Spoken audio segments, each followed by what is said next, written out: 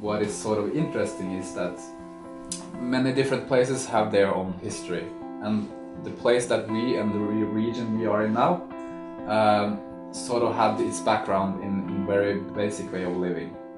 In the late 1890s or even earlier from that point, there was a change coming in this area because rich people from Europe, especially from Germany and Britain, they discovered this area and they started to sort of arrange for tourists, not tourists as we know today, but the upper class people that had money for just going and seeing the world. A small portion of those tourists were what we call now as like mountaineers.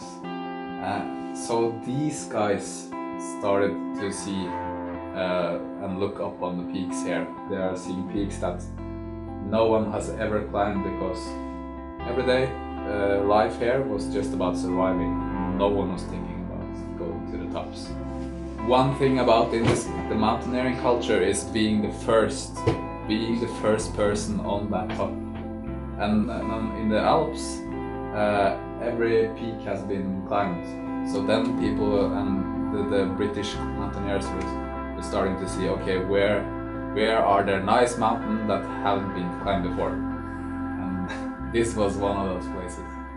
Farmers were sort of paid to come along, and that led sort of the Norwegians to also discovering the mountains and joining the exclusive pioneer tradition, but then rediscovering the mountains and coming up to those peaks that were normally just a threat. I mean, mountains were just something ugly and scary for people at that time.